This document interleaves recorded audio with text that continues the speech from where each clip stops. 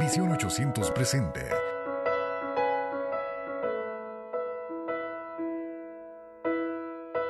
Vida en Él, una guía devocional para tu vida integral.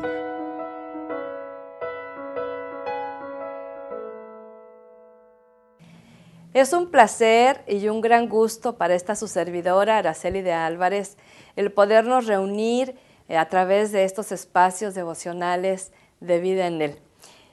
Fíjese qué hermoso ahorita en esta toma que estamos grabando.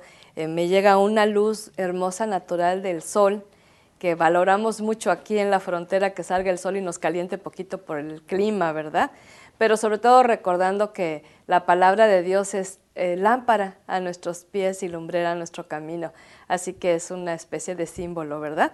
Vamos a continuar con el libro de los Hechos y vamos a meditar en el capítulo 26, versos del 1 al 11.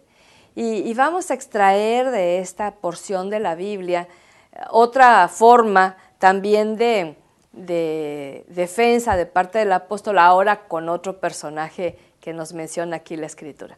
¿Qué le parece que vamos a la narración de la lectura y volvemos en un momentito para que juntos compartamos esta meditación?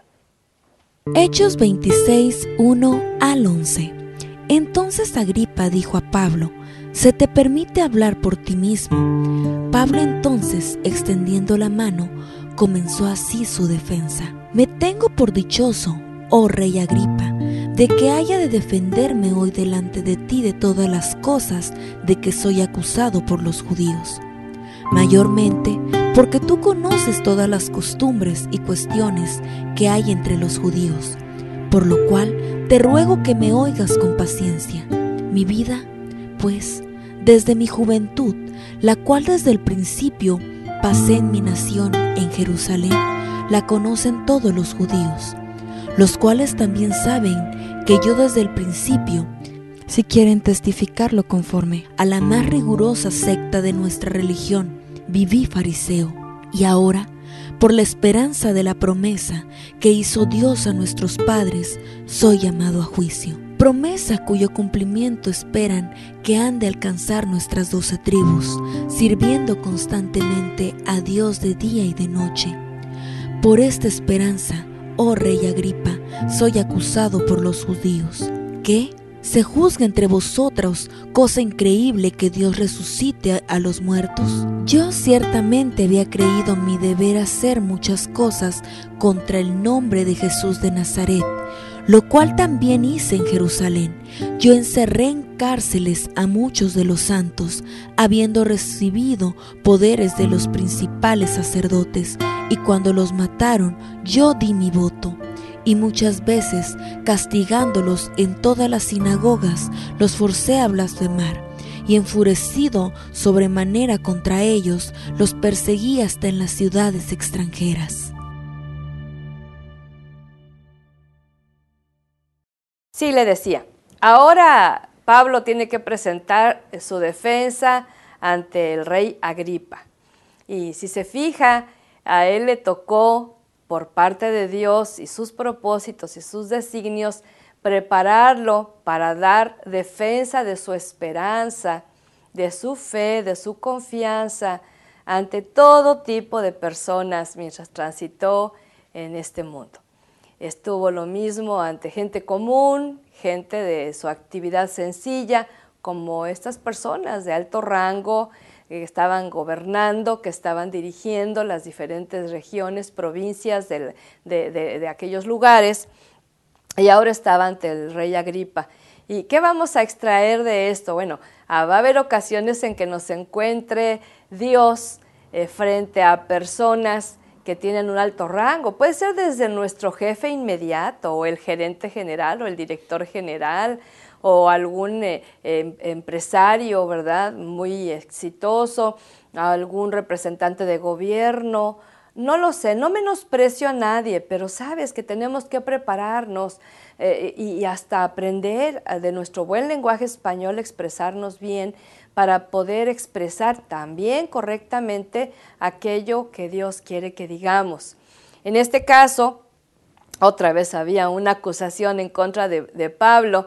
Y si te fijas, cuando lo tuvieron que haber acusado y encarcelado, juzgado y sentenciado, cuando andaba matando creyentes que pertenecían al camino, muy al inicio de estas narraciones, ahí capítulo 8 de Hechos, el libro de los Hechos, podemos encontrar que ahí no le hicieron juicio, ahí no lo llamaron a cuentas. Ahora el asunto era que él predicaba algo diferente a lo que los judíos estaban acostumbrados y de momento querían aludir a las autoridades que gobernaban en ese tiempo para que pudieran ponerlo preso. El rey Agripa se dirige, ¿verdad? A él, Pablo se dirige al rey Agripa, y le dice, tú conoces las costumbres y cuestiones que se debaten entre los judíos, dice ahí en el versículo 2 y 3. Ahora, ¿por qué le dice tú conoces? Porque eran muy revoltosos y porque ante situaciones que no estaban de acuerdo, que se ponían a discutir, iban hasta las autoridades máximas como para buscar que ellos intervinieran para aclarar esas situaciones. Y los magistrados de aquel tiempo se les hacía como engorroso, como difícil, porque no les traían asuntos graves de homicidios o de robos o de secuestros. No, más bien les traían asuntos religiosos, asuntos de posturas doctrinales, asuntos muy privativos del pueblo y no necesariamente que competían a toda la comunidad. Pero bueno, ahí estaban ellos precisamente para hacer esa labor. Entonces empieza Pablo una vez más su defensa, dice, todos estos son testigos que desde la niñez y juventud, ¿cómo he sido? ¿Sí? Y ahora, ¿por qué lo dice? Porque lo conocían. Como un miembro de la secta de los fariseos, pues tenía ese renombre, tenía ese prestigio, y entonces todo el mundo lo conocía. ¿Qué pasaría si nosotros estamos ante una situación así de debate y empezamos a platicar acerca de nuestro testimonio porque sabemos que los que están ahí nos conocen, ¿sí? ¿Y qué les diríamos acerca de nuestra la niñez, de la juventud? Sabes que yo creo que muchos de nosotros tendríamos que avergonzarnos de lo que hicimos de niños y de lo que hicimos de jóvenes, porque no es garantía tampoco el ir a la iglesia desde niños y jóvenes, como que eso nos va a guardar de hacer lo malo. Y entonces, en este caso, Pablo estaba seguro de lo que estaba hablando porque era conocido, era muy conocido en medio de ese pueblo. Dice, y aún como fariseo, y este grupo de fariseos era un grupo extremadamente riguroso en cuanto a la ley, en cuanto a su religión, en cuanto a sus ordenanzas, en cuanto a guardar, pero estaban tan preocupados de guardar lo externo, la apariencia. Por eso el Señor Jesucristo siempre estuvo en contra de esas posturas, porque no veían ellos autenticidad. Estaban tan preocupados por ver la paja en el ojo ajeno, por ver si otro está cumpliendo la ley, por si a ver si a otro se equivoca, que en una autenticidad, una sinceridad en su comunión, en su relación con Dios.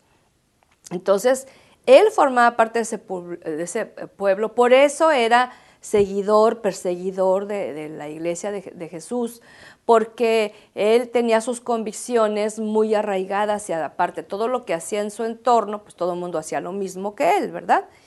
Entonces dice, ahora me juzgan por mi esperanza, dice ahí el verso 6, por mi esperanza en la promesa que Dios les dio a nuestros padres, ¿sí? Fíjate qué ridículo se nos hace, ¿no? Ahora pensar, ¿qué acusación? ¿Por qué lo estaban acusando? Porque él estaba retomando aquella palabra que fue dada siglos atrás en cuanto a la llegada del Mesías, en cuanto al propósito del Mesías, en cuanto a la muerte del Mesías, la resurrección del Mesías, la ida al cielo del Mesías, la segunda venida del Mesías, todo eso lo incluía, porque ellos, este grupo de fariseos, seguían esperando la llegada del Mesías. Entonces, cuando Pablo tuvo la revelación que ese Mesías era Jesucristo y que le había venido a dar esperanza a su vida y la transformó de una manera impresionante, de ser un asesino, un perseguidor, un blasfemo, un acusador, Él vino a ser un hombre tierno, amoroso. Ahora, que hablaba bien fuerte, siempre acompañado de misericordia. Créalo. Y es una cosa que nos debe quedar a nosotros como siervos, que compartimos la palabra. Tenemos que hablar las cosas como son, pero acompañados de misericordia. Nunca nos toca a nosotros hacer el juicio, el señalamiento, ni mandar a nadie al infierno. Aquí el asunto es presentar la palabra como es, pero con gracia, con sabiduría, con ternura, con dulzura, pero con firmeza, con credibilidad, con veracidad. Y esto es lo que hacía Pablo. Pero él tenía una esperanza tan grande porque la promesa de Dios ya se había cumplido. La que había dado a Abraham, a Isaac, a Jacob, ahora ya se había cumplido en la vida de Jesucristo. Y esta acusación era hacia esto. Fíjate qué ridículo. No sacaron aquello que él hizo malo, no, estaban juzgando su fe. Y él, a pesar de que estaba siendo candidato a la prisión, no negaba su fe. Mi pregunta es, ¿cuántos de nosotros hasta abandonamos el camino de la fe, el camino de Jesús, porque dijeron algo malo, que no era cierto, y nos sentimos tan ofendidos? Yo siempre pienso, ¿por qué las personas cuando tienen un tipo de ofensa así, de crítica, a lo mejor algún chisme, ¿verdad? Lo primero que hacen es dejar de ir a la iglesia. Caso inmediato, se alejan de Dios. ¿Por qué no dejan de ver la televisión? ¿Por qué no dejan de ir a fiestas? ¿Por qué no dejan de tomar? Ah, no, siempre va enfocado. Estoy muy ofendido. Sí, mira, si nosotros hemos ofendido tanto a Dios. Y a veces nos sentimos nosotros los ofendidos. Y en este caso él no se sentía ofendido, se sentía privilegiado de ser perseguido por causa de Cristo. Porque aparte, Jesús en el Evangelio enseñó, ustedes van a ser bienaventurados, bienaventurados, benditos, dichosos, doblemente felices cuando los persigan. Pero dice una cosa bien interesante, y digan toda clase de mal contra vosotros mintiendo. Fíjate, esto es lo interesante. Si nosotros dicen de nosotros lo que decimos y es verdad y nos portamos feo, ¿sí? y fuimos malvados, ahí no hay bienaventuranza. Pero cuando están imputando cosas que no son reales, encontramos una bienaventuranza. Por cierto, en este año que estamos arrancando, muchos creen que el año nuevo trae cosas nuevas. No, el año no tiene poder para hacer eso. Jesucristo sí tiene el poder para traernos cosas nuevas. Pero aún así, ¿quieres de veras disfrutar un año feliz, contento, dichoso, gozoso? Bueno, pues sea bienaventurado, mi amado, y cumple esta palabra que el Señor nos está dando en esta hora. Es la pregunta que hace el apóstol. Que es increíble que Dios resucite a los muertos, porque era uno de los temas, ¿no? De controversia, porque había quienes sí creían en esto y quienes no creían. Y entonces decía, ¿no creen que Dios tiene el poder de resucitar a un muerto? Resucitó a Jesús. Jesús resucitó a Lázaro. Jesús resucitó a la hija de ese siervo. Sí puede hacerlo. ¿Por qué es el conflicto? Porque nuestra mente carnal no nos permite ver más allá. Al final, ahora sí del 9 al 11, él sí narra cuando era perseguidor de los del nombre de Jesús. Y fíjate, nadie mencionó nada acerca de esto. ¿Por qué no le decimos a Dios en una oración sencilla pero sincera que agradecemos tanto que Él nos ha perdonado tanta ofensa, tanta maldad? Y que si acaso nos han acusado, que encontremos bienaventuranza porque tenemos esperanza.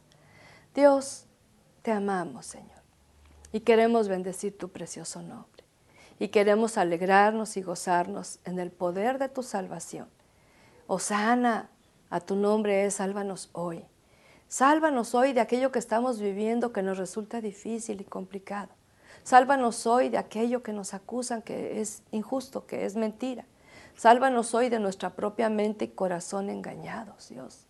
Sálvanos hoy de ser no solamente perseguidos, sino perseguidores de otros por causa de su fe.